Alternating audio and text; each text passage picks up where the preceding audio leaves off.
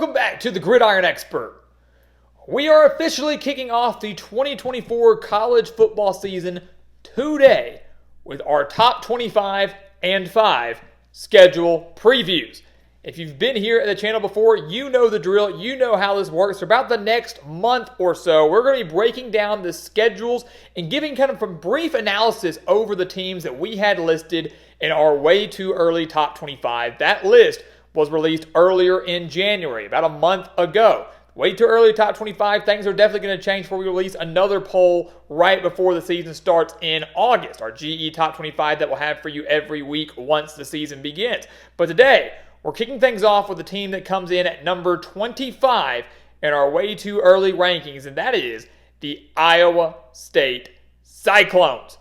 This is a very, very fun team to watch, and they've got a very, very interesting schedule that could have Iowa State in the running for a Big 12 championship. This is a completely reworked Big 12, guys. Oklahoma and Texas are gone off to the SEC, but the Big 12 bringing in a lot of new members. They're bringing in Utah. They're bringing in Colorado, Arizona State, along with the other teams that just joined last year, like Houston and Cincinnati, BYU, UCF. So a very large conference, but a conference that really doesn't have, I think, a clear front runner. A lot of good teams, talented teams, but no clear front runner. And this Iowa State team, guys, was in the running for a Big 12 championship pretty late into last year, a season where no one gave the Cyclones a chance after all of the gambling issues and the suspensions and just the drama surrounding this football program right before the season started. Iowa State really wasn't given much of a fighting chance. I don't know if any people expected them to make a bowl game, but yet Matt Campbell drastically exceeded expectations, led them to a 7-5 regular season before falling to Memphis in the Liberty Bowl.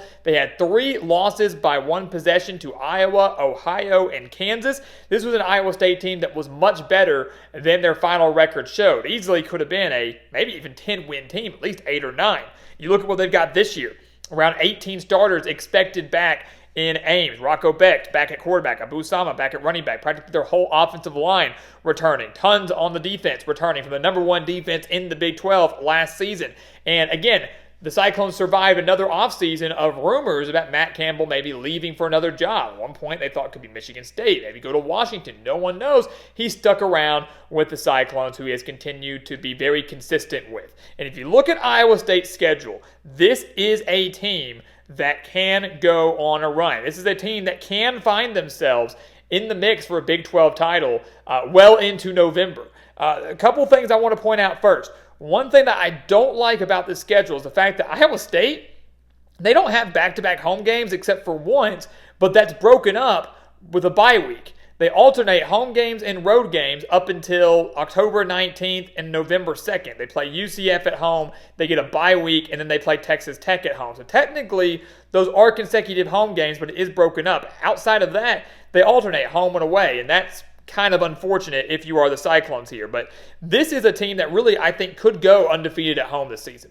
The home schedule is very, very favorable. North Dakota, Arkansas State, those should be relatively easy wins for Iowa State. A Baylor team that is struggling quite a bit. Iowa State beat them 30-18 last year. UCF's a team that could challenge this year. KJ Jefferson and at quarterback. The offense is going to be very, very good under Gus Malzahn, but Iowa State getting them at home. They host Texas Tech, as we mentioned. Cincinnati, who they beat 30-10 last year, and they get to host Kansas State, who Iowa State beat 42-35 last season with tons and tons of big-time plays, I guess. Very big yardage plays and touchdowns that helped the Cyclones beat the Wildcats. But again, a very favorable home slate that if they can go undefeated right there, you're 7-0, or at least at 7 wins, and you're already matched last year's win total, and maybe have an opportunity to get to 8, 9, maybe even 10 wins. The question is, what can they do on the road? The road game at Iowa, always going to be a tough one. The Cy-Hawk Trophy game, typically relatively competitive, has been in recent years. 4 of the last 6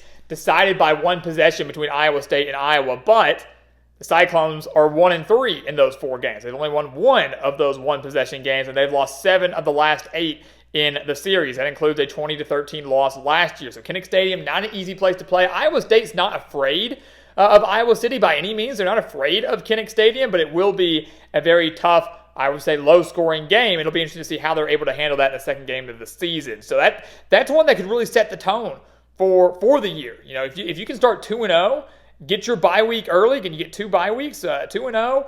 You'd probably be 3-0 with a win over Arkansas State going into conference play. That'd be a really, really good start for the Cyclones. The Iowa game is going to be massive. The Houston game, I would say, is very winnable. Willie Fritz is a great coach coming in now from Tulane, but first year at the Cougars, a lot of new pieces, new schemes. I wouldn't expect Houston to start contending in year one. If you go back and look at Willie Fritz, he's a program builder. He's not a guy that's going to come in and immediately take off with the program. He struggled at first at Tulane, built them up. I think he'll do the same at Houston, but I don't expect him to take off immediately with the Cougars. So that's a very winnable road game for Iowa State. West Virginia, going to be very difficult. Big year under Neil Brown last year. Could be even better in 2024. If you're really looking at the key stretch here for Iowa State, it comes in the last month of the season. It's those final 4 games for me that concerns me if I'm Iowa State. And, we talked about the home slate. That's one where I think they could go unbeaten. I truly believe that.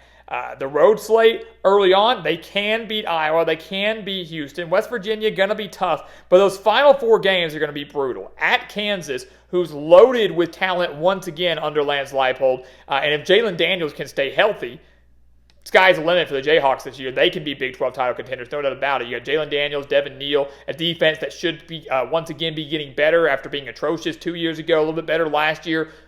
Hopefully they continue to trend in the right direction, but now you have to go to Kansas for that game, even though the Jayhawks will not be playing in Lawrence. Going to be playing this game, I believe, at Arrowhead in Kansas City. That's going to be a benefit maybe for Iowa State. Who knows? Kansas undergoing stadium renovation, should be very electric in 2025. But you got Kansas on the road. Iowa State did lose them 28-21. Cincinnati should take a step forward after a bad first year under Scott Satterfield. Shouldn't be as bad as they were last year, though Iowa State did win by 20. Utah on the road are going to be absolutely brutal. A Utah team that, if they can stay healthy, can absolutely contend for a Big 12 title in their first year in the conference. And as we know, Salt Lake City is one of the most difficult places to play in the entire country. That is such an electric atmosphere. It's so tough to win there, especially when Utah's firing on all cylinders. That's a game, though, that I could see being pretty low scoring.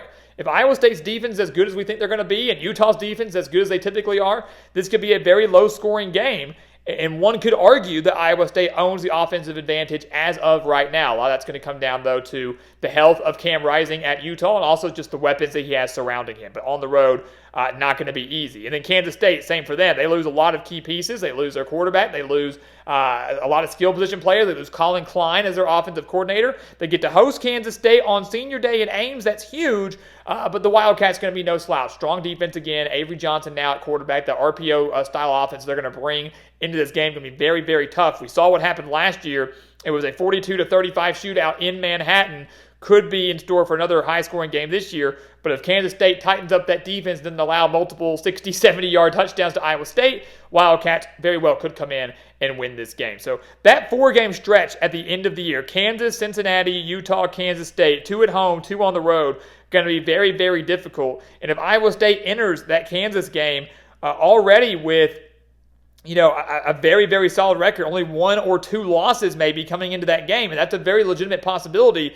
That's going to decide whether or not the Cyclones are going to a Big 12 championship or can continue to contend for that. Maybe even in the hunt for a playoff spot. Remembering now that the playoffs have expanded to 12 teams. So 2 losses does not derail your season by any means. So, I don't want to go too far here, but Iowa State, again, was a much better team than their final record showed last year. They were dealing with a bunch of turmoil before the season started. This year, they're not going to have that. They're not going to have drama. They've got a young team, but a young team that showed a lot of promise last year will be even better this year. Do not sleep on Iowa State, and as I will always say, and Matt Campbell, I trust. He has continuously exceeded expectations in Ames. I think he'll do it again this year. They're in our top 25 for a reason, and they have the schedule and the talent to make some noise in 2024.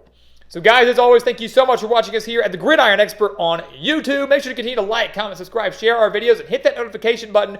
We've got schedule previews for about the next month or so. Some of your favorite teams coming right here at the channel. Do not miss out. Again, like, comment, subscribe, hit the notification button so you don't miss out on any future videos. Check out everything down in the description below, including our website, thegridironexpert.com, to help you get through the rest of this offseason and become a member of our GE Nation. And once again, guys, as always, thank you so much for watching. And we'll see you next time right here on The Gridiron Expert.